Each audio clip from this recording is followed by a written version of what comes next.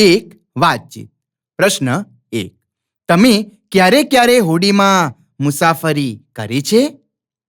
ઉત્તર: હું સાપુતારા પ્રવાસે ગયો હતો ત્યારે મેં ત્યાં હોડીમાં મુસાફરી કરી હતી.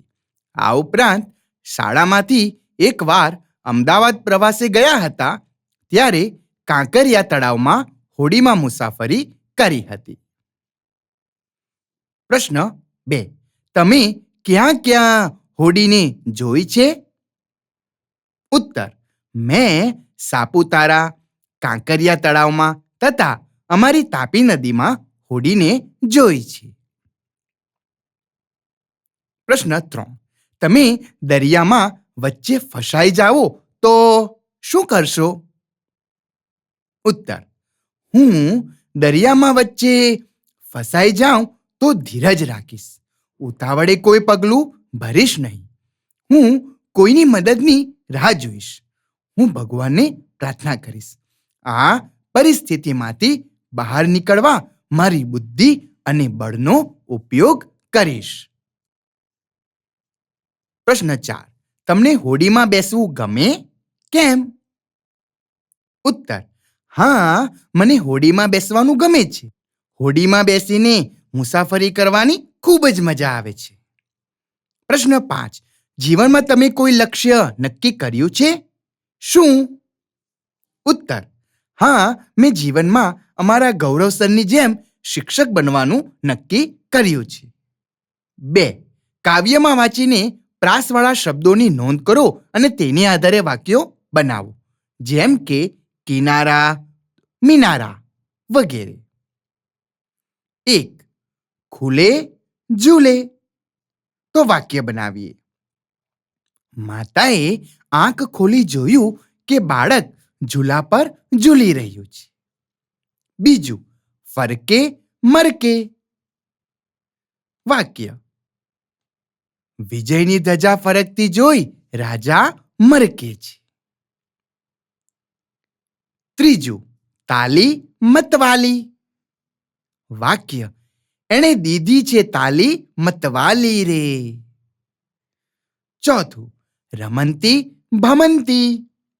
તો વાક્ય બનશે: રમંતી ભમંતી એ મારા આંગણે આવી ઊભી. 5. ભેટે ત્રિભેટે. વાક્ય: એ હોડી ત્રિભેટે આવી બીજી હોડીને ભેટે છે. 6. ઉપડી ડુકડી. વાક્ય: એ બસ એટલી ઝડપે ભગાવે કે શાળા તો સાવ ઢુકડી લાગે. 3 પ્રશ્નોના ઉત્તર લખો. પ્રશ્ન 1. હોડીએ ધ્રુવનું નિશાન શા માટે તાક્યું હશે? ઉત્તર: દરિયામાં મુસાફરી કરવા માટે દિશાનું ખૂબ મહત્વ છે. ધ્રુવનો તારો હંમેશા ઉત્તર દિશામાં સ્થિર રહે છે. એ ક્યારેય પોતાનું સ્થાન બદલતો નથી. આ માટે હોડીએ પોતાના લક્ષ્ય તરફના દિશા દર્શન માટે ધ્રુવના તારાનું નિશાન તાક્યું હશે. પ્રશ્ન 2. હોડીને દૂર શું નજીક શું એમ શા માટે કહ્યું છે? ઉત્તર: જેની સફર કરવાની, પોતાના લક્ષ્યને પ્રાપ્ત કરવાની પ્રબળ ઈચ્છા શક્તિ છે, એને પોતાનું લક્ષ્ય દૂર છે કે નજીક છે એનો ભેદ રહેતો નથી. એને કોઈ ફરક પડતો નથી. આથી હોડીને દૂર શું નજીક શું એમ કહ્યું છે. પ્રશ્ન 3. હોડીના ઉદાહરણ દ્વારા આપણને શાની વાત કરવામાં આવી છે? ઉત્તર: આ કાવ્યમાં હોડી એક પ્રતીક છે અને દરિયો એ જીવન છે. આપણે જીવનરૂપી યાત્રામાં હોડીના સહારે આગળ વધવાનું છે. ભલે જીવનમાં ઝંઝાવતી તોફાનો આવ્યા કરે, પણ આપણી ઈચ્છા શક્તિ પ્રબળ છે, લક્ષ્ય નક્કી છે.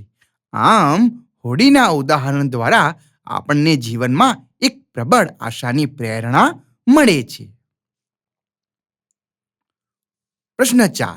હોડીને આગળ વધવામાં સઢ કઈ રીતે ઉપયોગી થતો હશે? ઉત્તર: સડ એટલે કે પવન ભરાઈને વહાણને ગતિ મળે એ માટે વહાણના થાંભલાને બાંધવામાં આવતું કપડું. આ સડમાં પવન ભરાતા તે વહાણને ગતિમાં આગળ લઈ જાય છે. આ સડ ખૂબ મજબૂત હોય છે, જેથી વહાણને આગળ ગતિમાં પણ લઈ જાય અને એનું સમતોલન પણ જળવાય. પ્રશ્ન 5. પૂનમ એની ઢૂંકડી એવું શા માટે કહેવામાં આવ્યું હશે?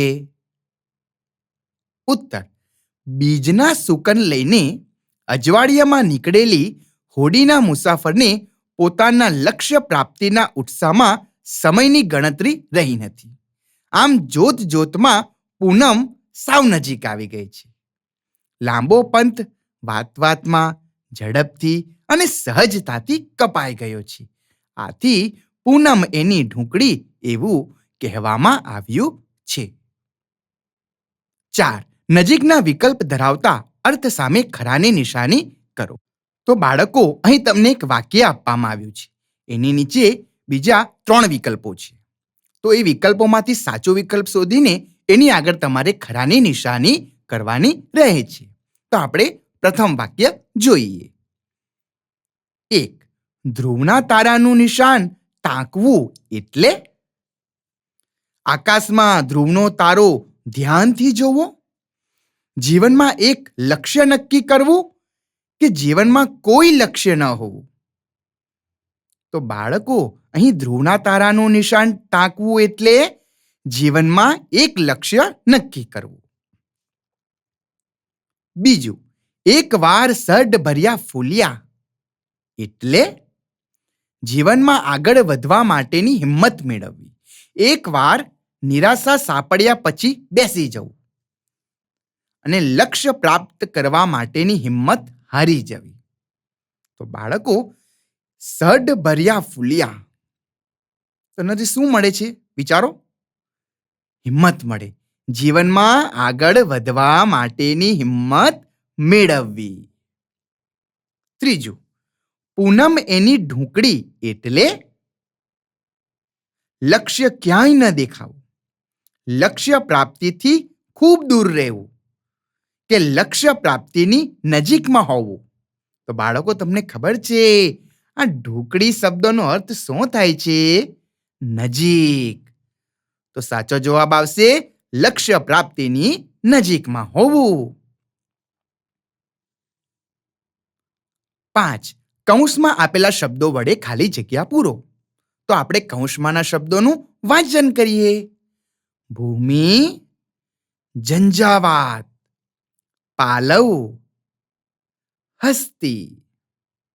ભૂમિ એટલે કે જમીન, ઝંઝાવાત એટલે કે તોફાન, પાલવ એટલે આપણે જોઈ ગયા પાલવનો છેડો, હસ્તી એટલે કે હસતી, હસવું. પહેલું છે, દરિયામાં ગમે ત્યારે ખાલી જગ્યા થાય છે. શું થાય છે દરિયામાં? ઝંઝાવાત. બીજું, હોડી ખાલી જગ્યાના કિનારા છોડી આગળ વધી. તો શેનો કિનારો છોડે છે? ભૂમિનો. ત્રીજું, નદી મંદ મંદ ખાલી જગ્યા દોડે છે. કેવી રીતે દોડે છે? નદી તો જાણે હસતી હોય તેવી લાગે છે.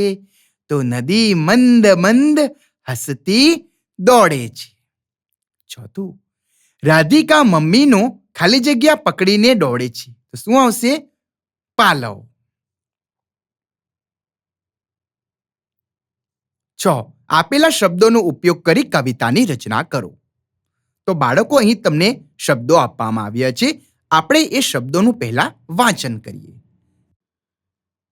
રાત્રિ, તારા, નભ, કાળું, સાડી, પાલવ, ચમકતા, અમાસ. તો આપણે કવિતાની રચના કરીએ. અમાસની કાળી રાત્રિએ નભમાં તારલો ચમકતો અને એ તારલાના આછા પ્રકાશમાં સાડીનો પાલવ ફરકતો. તો બાળકો, તમે પણ આવું કવિતાની રચના કરજો અને વર્ગમાં રજૂ કરજો. 7. ફકરો વાંચી પ્રશ્નોના જવાબ આપો. તો બાળકો, તમને પુસ્તકમાં ફકરો આપવામાં આવ્યો છે. એ ફકરાનું વાંચન કરજો અને પછી પ્રશ્નોના જવાબ આપજો. તો પ્રથમ પ્રશ્ન આપણે જોઈએ.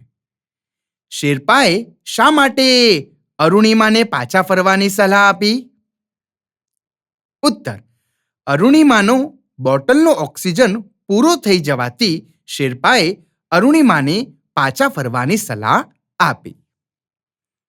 બીજું, અરુણિમાને પીછેહટ કરવાની પ્રેરણા કેવી રીતે મળી? ઉત્તર: અરુણિમાને તેની માતા અને બચેન્દ્રી પાલે કહેલી વાત પરથી પ્રેરણા મળી. તમે જીવનમાં ક્યારેય એકલા રહી જાઓ છો ત્યારે નિર્ણય તમારે ને માત્ર તમારે લેવો પડે છે. ત્યારે વિચારો કે એક એક ડગ માંડીને હું અહીંયા પહોંચી છું. એવી પડે નજર કરી એક કદમ આગળ માંડજે. રસ્તો આપોઆપ મળી જશે. પ્રશ્ન 3. અરુણિમાએ આપણને શો સંદેશ આપ્યો? ઉત્તર: અરુણિમાએ આપણને સંદેશ આપ્યો કે એક વિકલાંગ મધ્યમ વર્ગીય છોકરી ધારે તો શું ન કરી શકે. માણસ પોતાના શરીરથી નહીં પણ મનથી વિકલાંગ બને છે ત્યારે એ હારી જાય છે. આપણે આપણા અડગ મન પર વિજય મેળવવાનો હોય છે. પ્રશ્ન 4. જીવનનું જોખમ લેવાનો નિર્ણય અરુણિમા માટે કઈ રીતે આશીર્વાદરૂપ બન્યો? ઉત્તર: જીવનનું જોખમ લેવાનો નિર્ણય અરુણિમા માટે એ આશીર્વાદરૂપ બન્યો કે તે એવરેસ્ટની ટોચ પર એક અશક્ય મંજિલ પર પહોંચી ગઈ હતી. પ્રશ્ન 5. માણસ વિકલાંગ ક્યારે કહેવાય? ઉત્તર: જ્યારે માણસ પ્રયત્ન કર્યા વગર જ હાર કબૂલી લે છે ત્યારે એ વિકલાંગ કહેવાય. 8. ઉદાહરણ મુજબ રેખાંકિત શબ્દ જવાબ તરીકે મળે તેવી રીતે પ્રશ્ન બનાવો. તો બાળકો, ઉદાહરણમાં તમને એક વાક્ય આપવામાં આવ્યું છે અને એ વાક્યની અંદર અમુક શબ્દો નીચે લીટી કરવામાં આવી છે અને એવી રીતે પ્રશ્નો બનાવવામાં આવ્યા છે કે પ્રશ્નોનો જવાબ એ શબ્દો મળે.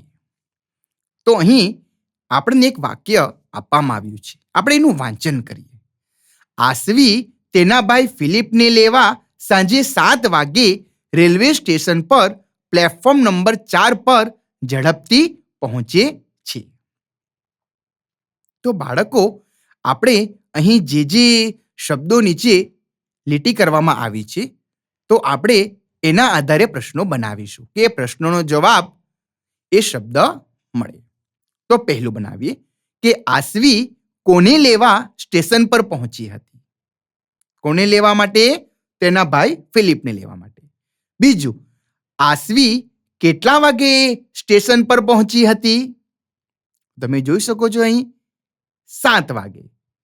ત્રીજું, આસવી ફિલિપને લેવા ક્યાં પહોંચી હતી? તો રેલવે સ્ટેશન પર. ચોથું, આસવી કયા નંબરના પ્લેટફોર્મ પર પહોંચી હતી? 4. પાંચમું, ફિલિપને લેવા પ્લેટફોર્મ પર કોણ પહોંચ્યું હતું? તો આસવી. તો બાળકો, અહીં મેં તમને 5 પ્રશ્નો આપ્યા છે. તો તમારે એ પ્રમાણે આગળના બીજા 3 પ્રશ્નો બનાવવાના છે. 9. વાક્યના અર્થને સ્પષ્ટ ના કરતા વિકલ્પ સામે ખોટાની નિશાની. બાળકો, તમને અહીં એક વાક્ય આપવામાં આવ્યું છે અને એની નીચે 4 વિકલ્પો આપવામાં આવ્યા છે. તો જેની સાથે એનો સ્પષ્ટ વિકલ્પ બેસતો ના હોય, સ્પષ્ટ ના હોય, તો એની સામે ખોટાની નિશાની કરવાની છે. તો પહેલું વાક્ય આપણે વાંચીએ. અનંત અને અનિતાને કબડ્ડી ખૂબ જ ગમે છે. અનંત અને અનિતાને કબડ્ડી ખૂબ જ ગમે છે. અવની અને આકાશને ખોખો વધુ ગમે છે પણ કબડ્ડી એ રમે છે. આરવ અને આરતીને 7 તાળી ગમે છે અને કબડ્ડી બિલકુલ ગમતી નથી. તો પહેલું છે અ. અનંત, અનિતા, અવની અને આકાશને કબડ્ડી ગમતી નથી. તો ખોટું છે. બીજું, આરવ અને આરતીને પણ કબડ્ડી ગમે છે. તો આ પણ ખોટું છે, એમને નથી ગમતી. ક. આકાશ અને અવનીને ખોખો અને કબડ્ડી બંને ગમે છે. તો આ સાચું છે. તો આપણે અહીં ખોટાની નિશાની કરવાની નથી. ડ. અનંત અને અનિતાને બધી જ રમતો ખૂબ જ ગમે છે. ખોટું. બીજું જોઈએ. રવિવારે મમ્મી પપ્પા અને કાકા કાકી જામનગર ગયા. કાકા કાકી સાથે તેમનો પુત્ર સુરેશ પણ જામનગર ગયો. પપ્પાના આગ્રહથી દાદી પણ સાથે ગયા. કાકી અને સુરેશ જામનગર રોકાઈ ગયા. તો અ. જામનગર જનારા ઘરના બધા જ સભ્યો ત્યાં રોકાઈ ગયા. તો બાળકો ખોટું છે, કેમ કે જામનગર તો કાકી અને સુરેશ જ રોકાયા હતા. બ. કાકા કાકી સાથે તેમના બંને સંતાનો જામનગર ગયા. ખોટું. એમનું એક જ સંતાન ગયું હતું, સુરેશ. ક. રવિવારે મમ્મી પપ્પા કાકા કાકી દાદી અને સુરેશ ભાવનગર ગયા. તો આ પણ ખોટું છે. અને છેલ્લે છે ડ. રવિવારે ઘરના કુલ 6 સભ્યો જામનગર ગયા. તો મમ્મી પપ્પા કાકા કાકી સુરેશ અને દાદી, આ 6 સભ્યો થયા ને. તો આ વાક્ય સાચું છે. ત્રીજું, મહેશ, રમેશ, ભાવેશ અને જયેશના દાદા રોજ બગીચામાં બેઠક ભરે. કલ્પેશના દાદા ક્યારેક બેઠકમાં જોડાય. સતીશના દાદા અવારનવાર બોલાવવા છતાં ક્યારેય બેઠકમાં ન જોડાય. અ. રમેશ, ભાવેશ, જયેશ અને સતીશના દાદા રોજ બેઠકમાં જાય છે. તો આ ખોટું છે, કેમ કે સતીશના દાદા તો જતા જ નથી. બ. સતીશ અને કલ્પેશના દાદા સિવાયના બધાના દાદા રોજ બેઠકમાં જોડાય છે. તો આ વાક્ય ખોટું છે. કલ્પેશના દાદા તો ક્યારેક જ જોડાય છે. ક. કલ્પેશના દાદા કોઈક વાર જ બેઠકમાં આવે છે. તો આ સાચું છે. અહીંયા આપણે ખોટાની નિશાની કરવાની નથી. ડ. ભાવેશના દાદા ભાગ્યે જ બગીચાની બેઠકમાં જોવા મળે છે. ખોટું. એમ તો ભાવેશના દાદા તો રોજ જાય છે.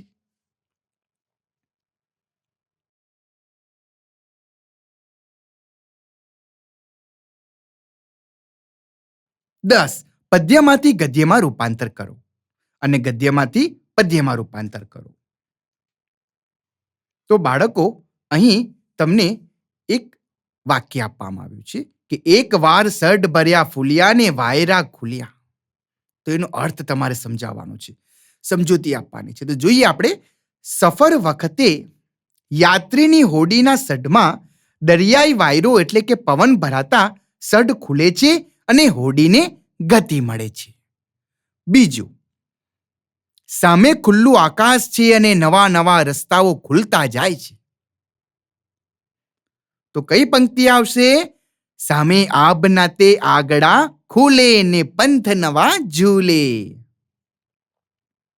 ત્રીજું, તેના પહોળા પાલવ દૂર ફરકે ને ઝીણું ઝીણું મરકે.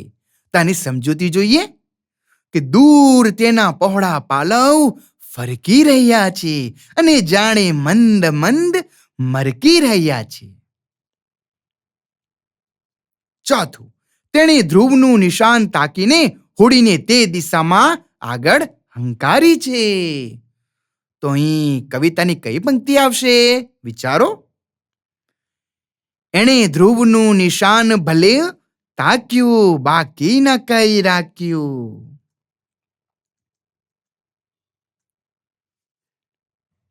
11. ખોટો વિકલ્પ છેકી સાચું વાક્ય બનાવો. 1.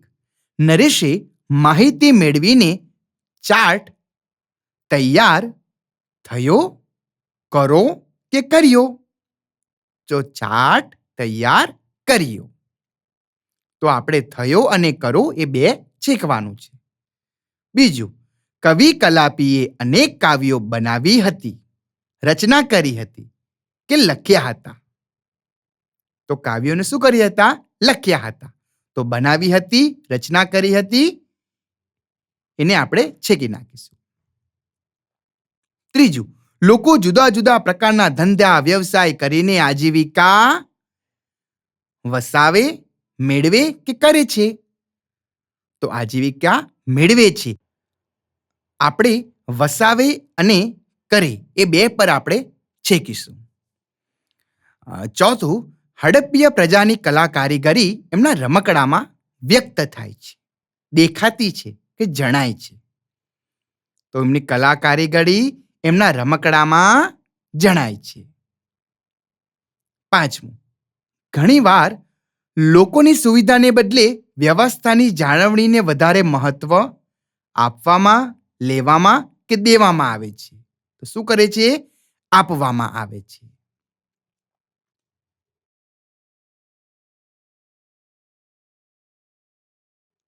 તો બાળકો, અહીં આપણું આ પ્રકરણ પૂરું થાય છે. હવે આપણે આગળના પ્રકરણ તરફ જઈશું.